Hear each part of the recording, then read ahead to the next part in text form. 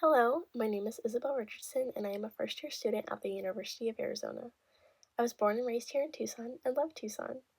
When picking my gen ed courses the summer before college, I decided to take Native SOAR, which stands for Native Student Outreach, Access, and Resilience. Over the course of the semester, this class has become so much more to me than a college course. It is a community and an experience that I will always cherish from my college experience. I hope you enjoy my digital story. Being from Tucson, I have met people from all backgrounds and generally enjoy the interactions I have with other Tucsonans.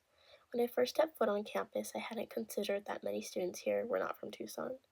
Everyone I came across in the first few months was rude, homesick, and seemed to be all the same. Native Sora was always the exception.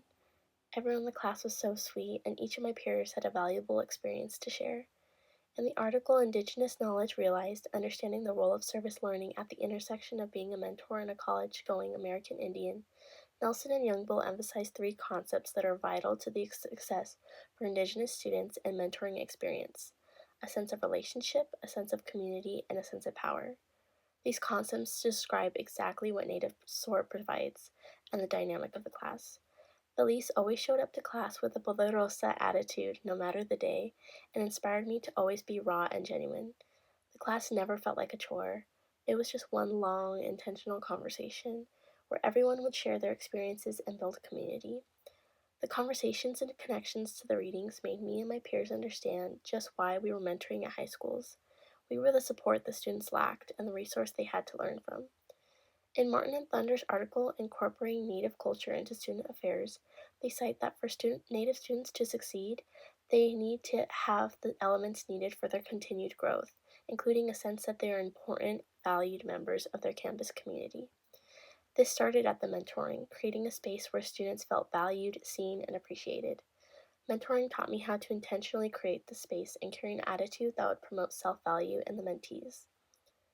Class sessions included sharing circle discussions, a trip to the Old Pascua Museum, guest speakers and higher education staff at the university, and a month-long visit from Kayana Sismak, a photographer from the Chronicle of Higher Education. This form of learning prioritized what Kiyama describes in her article, Family Lessons and Funds of Knowledge, College-Going Paths in Mexican American Families as Funds of Knowledge, or knowledge gained from different experiences. This concept that Kiyama speaks about was valuable to me because it allowed me to witness and learn on a hands-on level and be more interested and genuine about the cultures and disparities in Native American communities that we discussed in class.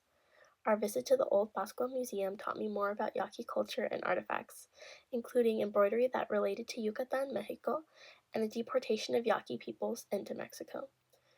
In my spare time, I am a company dancer for a Mexican folk dance studio here in town, so learning about embroidery and how it changed Yaqui culture and dress through a historic event had allowed me to make my own connections with the culture. Being able to view certain items and making historic and cultural connections allows me to appreciate the object not just as an item, but as a piece of a greater story. In the middle of the semester, we had guest speakers from grad school and University of Arizona staff come and speak about their personal experiences in higher education. I listened during class and eventually felt myself holding back tears when they each started talking about losses they had each experienced in their journey to higher education. It was the first time I had heard a group of people sharing about grief since I had lost my own dad a year and a half prior. They didn't sugarcoat and just perpetuate a positive message. They were raw and authentic and acknowledged that while they had gotten through it, it had been a long journey. After that, I started to realize the kind of connections I was making in Native SOAR, and that while the primary goal was to serve our mentees and help them, I was also finding a place for myself and my own struggles. I'm so grateful that I took Native SOAR this semester. I will carry these lessons with me for the rest of my life, and I hope that more students can make lasting memories for years to come in this program. Thank you for listening to my digital story.